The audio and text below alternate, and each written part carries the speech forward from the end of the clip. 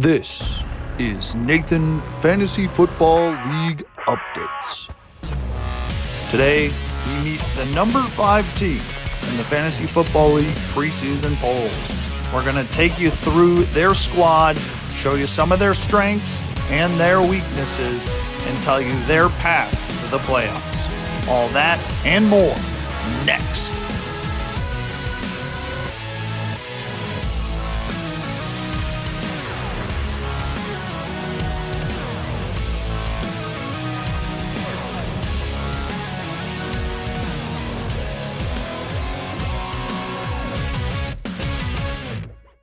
Nathan, Fantasy Football League Updates. Welcome back to another preseason poll episode. Today, we get you the number 5 team in the 10-man PPR, 2 quarterbacks and punter league. We've already revealed the first half of the league. Now, we are going to reveal the final 5 playoff teams. If you missed the last episode, we revealed the first of the 6 playoff teams and my number 6 team. So go back and check out that video. And as we're on that topic, don't forget to like and subscribe and comment down below my takes that you agree with or disagree with on this team. And obviously, if you think some of the other teams I left out of the playoffs should be in the playoffs, or really if you think this team should be lower or higher on my rankings.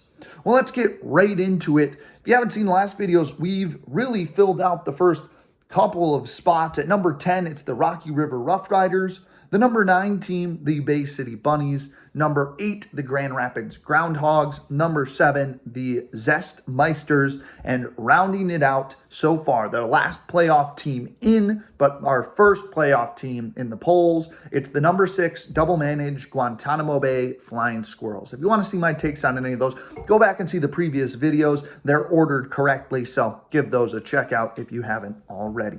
But let's get right into this and reveal my number 5 team and the second playoff team technically into the playoffs. And this is a team that picked higher in the draft and made a lot of draft day moves. It's the Ithaca Iguanas. That's right, the Iguanas are back for another season and are finally looking to put it all together. The first year, this is one of the expansion teams that was added to make it a 10-man league, and the Ithaca Iguanas really struggled to start their expansion team beginning. Their first 6 picks got injured in the first year, and from that point on, it was a rough go of things. They finished 9th place in the league their first year, and then the second year, they missed the playoffs by 10 yards. That is right. They finished with the same record. They only played the team ahead of them once, but they missed the playoffs by essentially 10 yards, 0.01 points. So they missed the playoffs, devastation occurs, and they end up finishing 9th again because they lost a lot of games in the consolation bracket. So last year, they invented a new system. They picked at 10, and then the first round pick in the second round. They invented the Iguana system, which is with your first 2 picks, drafting 2 quarterbacks. Didn't really pan out. They were really struggling to begin the year. So they traded one of those quarterbacks to improve, and they make it into the playoffs with the late trade deadline push.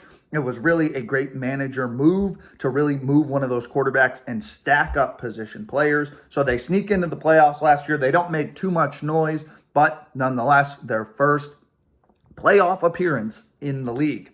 So they're looking to add on to that, make it a little bit farther this year, and they made a lot of draft day trades. They traded up into the first round again. They picked at 2 as their own pick, and then they were able to move up into the 5th pick in the first round. They traded, of course, with the Grand Rapids Groundhogs. They traded some 3rds, some 4ths, some 5ths, a lot of those middle round picks, and they ended up keeping their 3rd round pick, ditched the 2nd round pick, but nonetheless, they picked with 2 top 5 picks. So for the Iguanas, that posted a lot of questions.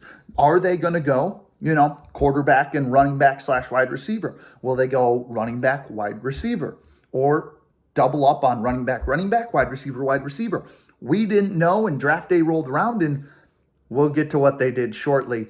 But let's meet this Ithaca Iguanas team that I think has improved, and I think this is a solid team. They've got a couple of weak spots, which keep them at 5 and just above the Guantanamo Bay Flying Squirrels, but I like this team overall, and they did a lot of damage with those 2nd and 5th overall picks. So at the quarterback position with that 3rd round pick, they went out and acquired Jalen Hurts. That's right, Jalen Hurts was acquired by the Ithaca Iguanas. They got some slipping players value because of the CJ Stroud pick by the Bunnies in the 2nd round, And so they ended up with Jalen Hurts. Love the pick of Jalen Hurts. Obviously, there's speculation if the tush push is going to still go on, which is where Jalen Hurts got a lot of his points because he got pushed into the end zone pretty much. But I've heard, the Eagles are still practicing the tush push. It's still going to be available. Jalen Hurts and the Eagles are still going to use that. So I think no problems there. Jalen Hurts is a great scrambler. He's got a solid arm, got great weapons, and a new offensive coordinator.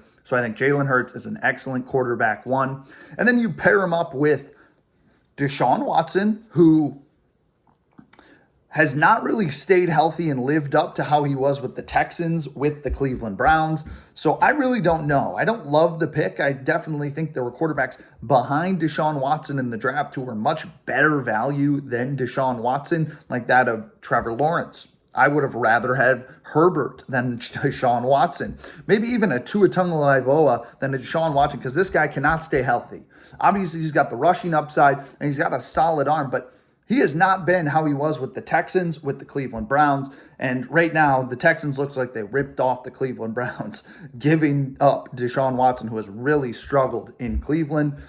Don't know how to feel. I really am 50-50. He could finally return to form and have a really solid season, but it kind of depends on that health side of things.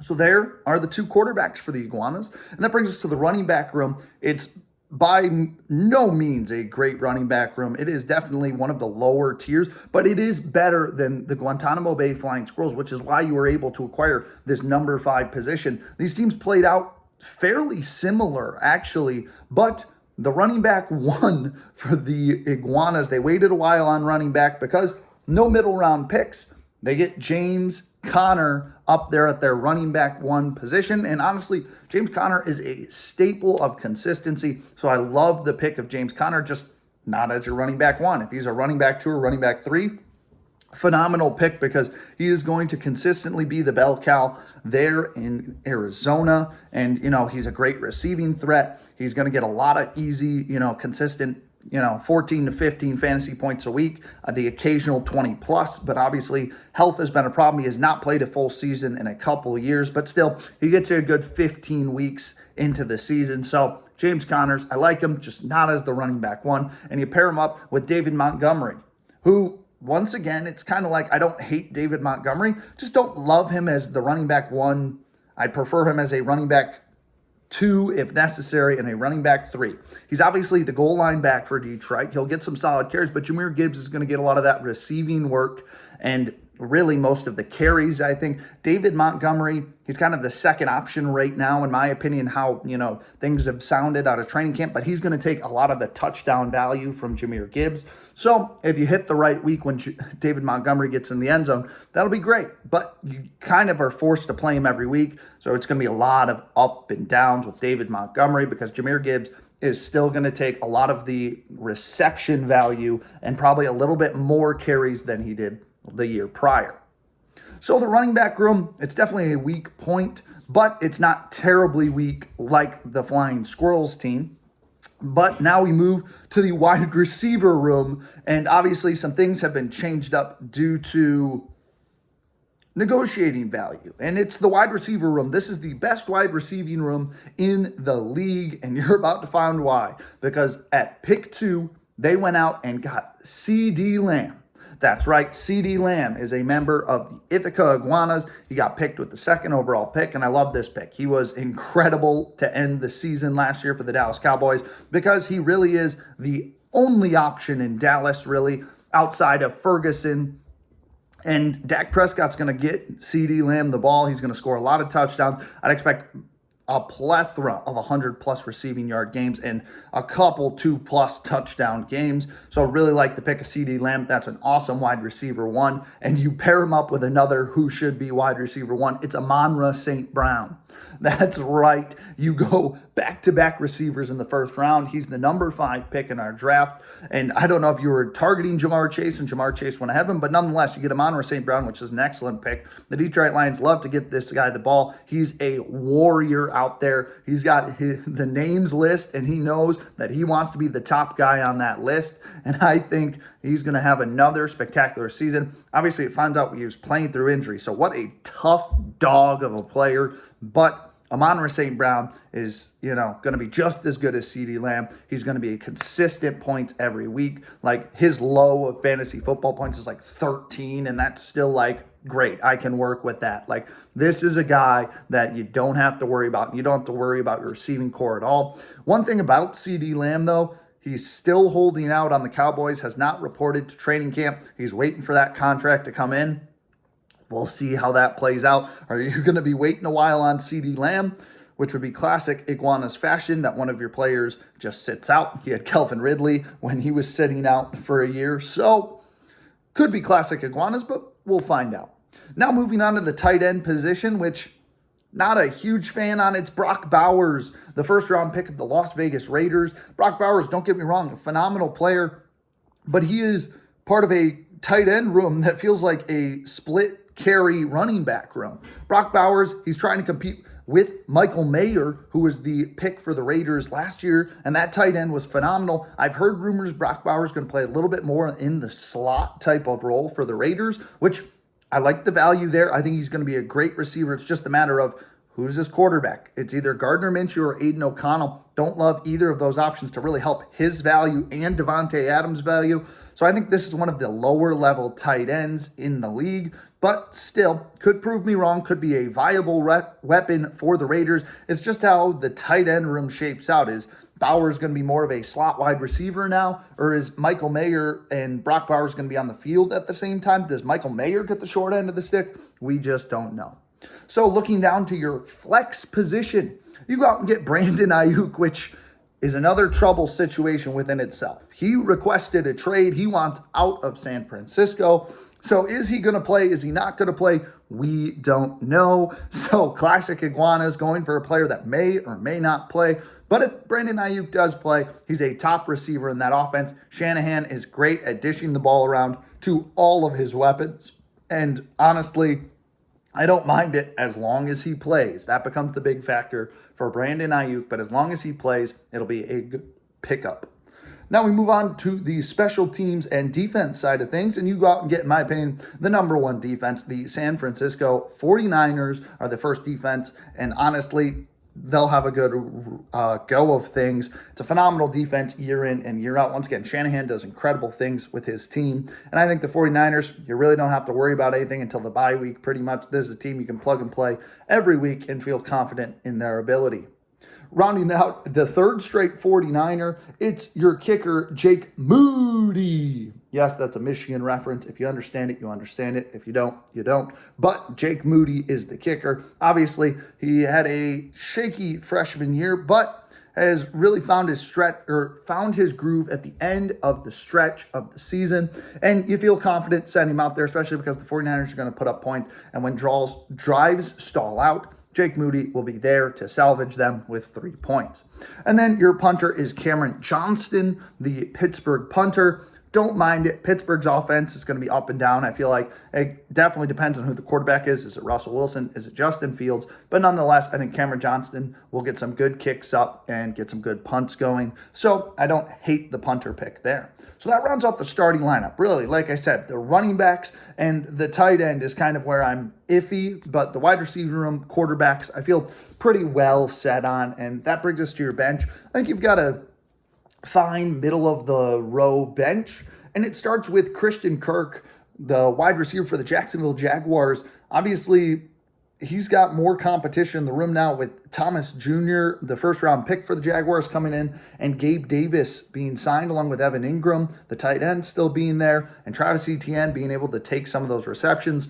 Don't know how to feel about Jaguars wide receivers. Very similar to that, Texans type of deal and Bears type of deal where we don't really know who takes over. I think the Jaguars will do a good job of spreading it around. Trevor Lawrence is good about feeding all of his targets, but Christian Kirk, It's the top bench guy. Don't feel too bad about him, but at the same time, it's definitely going to be an up and down season for him. So if you can pick your weeks right with Christian Kirk, could be a good season. But if you pick your weeks wrong, could be some rough weeks. Moving on down the bench, you get Tyjae Spears, the running back for the Tennessee Titans. And honestly, we don't know if him or Tony Pollard is going to emerge as the running back one. So I like him off your bench because obviously if Tony Pollard goes down with an injury, he's the guy. He can be played at your running back position, which could use a little bit of help. But at the same time, he's a split back. So there could be good weeks for him, could be bad weeks with him. It's really about who takes over, Tony Pollard or Tyjae Spears. But we saw Tyjae Spears take some snaps away from Derrick Henry when he was there with the Titans. So nonetheless, I think it's some good upside with Tyjae Spears. Moving down the board, you go another running back in Chase Brown. We haven't really confirmed how the Cincinnati Bengals running back room is going to work out. It's very similar to Tony Pollard and Tyjae Spears, where it's Chase Brown and Zach Moss, where we don't know how it's going to go. So Chase Brown, very similar situation to Tyjae Spears. If he takes over, if there's injuries, it'll be great. But if not, it's going to be week-to-week basis on if he's the right call or not. Then we do the third straight running back. That's right. You really tried to salvage the running back room. You with Jerome Ford, who is, I believe, technically the lead back now in Cleveland.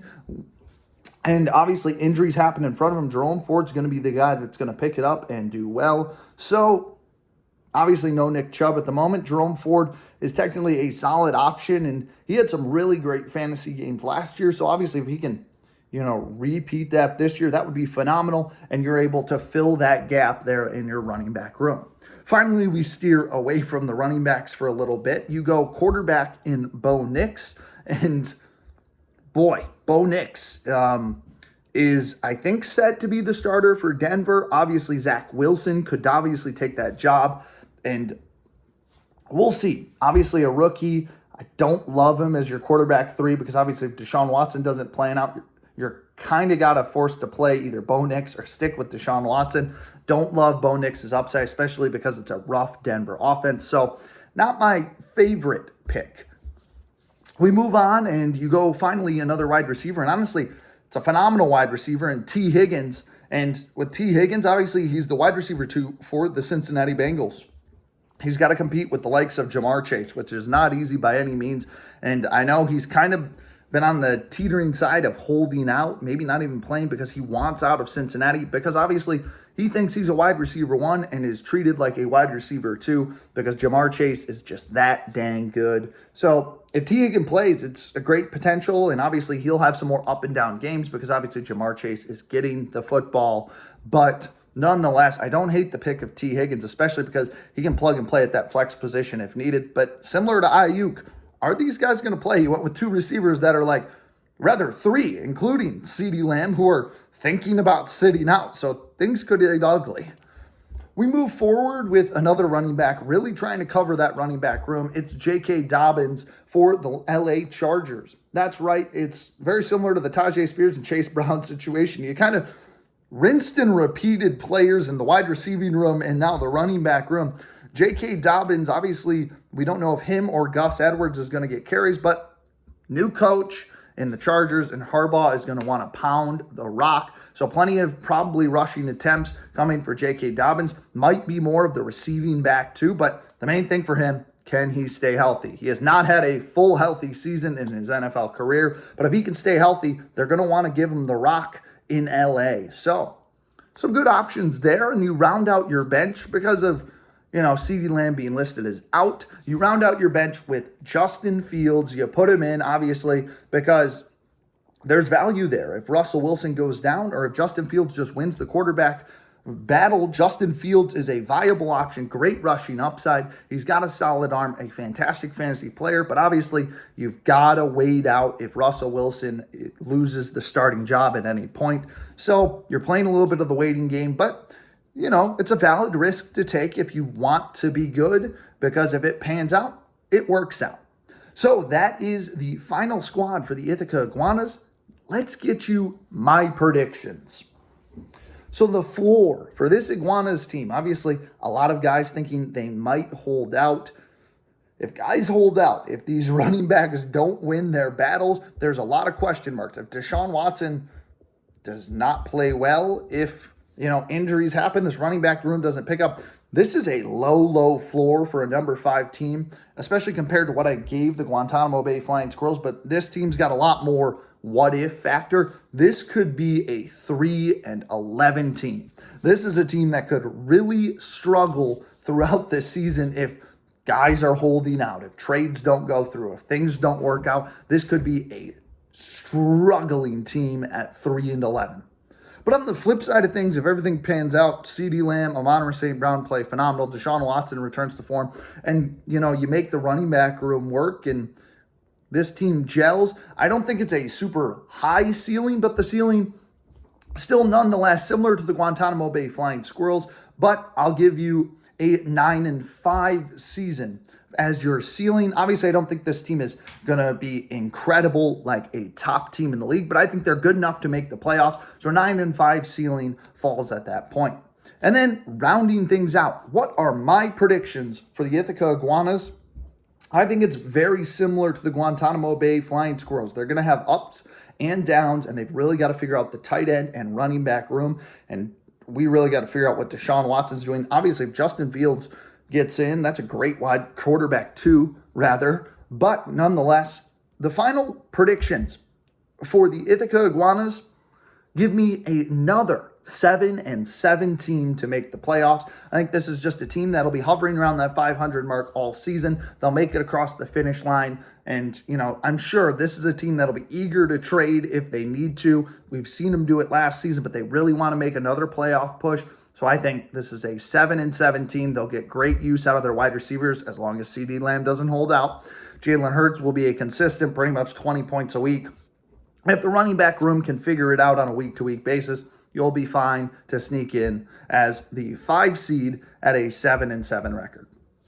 So that'll conclude another preseason polls video. We got you that number 5 team and the Ithaca Iguanas. They'll play in the NFC along with the Guantanamo Bay Flying Squirrels and the Rocky River Rough Riders. So we're 3-3, and we'll find out where our next team lies in the next episode. The number 4 team is coming to you tomorrow, so get ready for that one because it is a great team. We're almost at number 1. We're getting there slowly but surely. So that'll do it for another video, and get ready for that number 5 team. Let me know in the comments what you thought of my takes on this squad, and really if you think this is a good prediction or if you think some teams are better than beyond or below them. Let me know in the comments below, but we'll see you real soon, and we'll be back with more predictions and preseason polls here on the Nathan Fantasy Football League Network.